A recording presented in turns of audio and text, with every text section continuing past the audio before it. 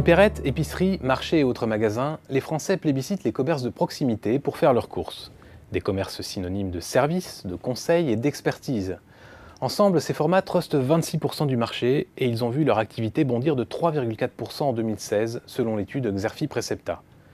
Ce dynamisme devrait d'ailleurs persister d'ici 2020 selon nos experts, en particulier pour les cavistes et les magasins bio.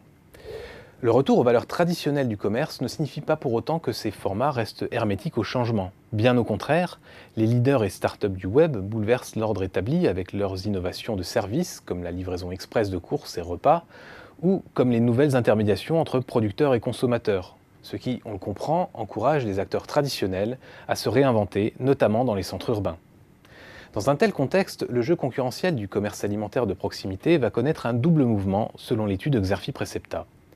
D'un côté, l'offre va se concentrer sur le web, en raison de la multitude de plateformes d'intermédiation. Dans les circuits courts, l'offre va ainsi se structurer autour de 3 catégories de plateformes.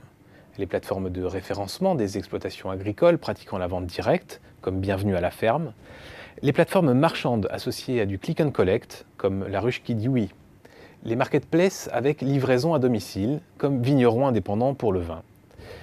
D'un côté, on va assister, selon nos experts, à la convergence des secteurs du commerce de détail et de la restauration, un mouvement favorisé par le rôle croissant des plateformes de livraison de repas.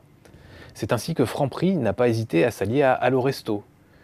D'autres enseignes ont, elles, choisi de s'associer aux spécialistes de la livraison urbaine, à l'image de Carrefour avec Stuart. Finalement, quels sont les atouts des enseignes alimentaires pour résister à cette vague, et notamment à celle qui se prépare avec l'arrivée probable d'Amazon sur le terrain de l'alimentaire de proximité ? En réalité, ces groupes n'ont pas d'autre choix que d'innover. Ils imaginent déjà de nouveaux dispositifs de livraison en zone urbaine, comme les partenariats qui les lient aux plateformes de livraison. Ils peuvent aussi et surtout s'appuyer sur leur réseau de magasins, soit environ 16 000 épiceries et supérettes pour Casino, Carrefour et Francap Distribution. C'est ainsi que Carrefour a lancé son service de livraison express à Paris sur la base du picking. D'autres étendent leur dispositif de click and collect. D'autres encore développent des réseaux de drive piétons, comme Leclerc à Lille. Et ce n'est pas tout. Ces groupes réinventent leurs concepts en s'emparant des codes du petit commerce. C'est le cas de Franprix qui, avec son concept mandarine, met l'accent sur les services. Certains acteurs adaptent également leurs concepts aux catégories de population, comme les actifs ou les voyageurs, ou encore aux segments de marché, comme le bio ou le snacking.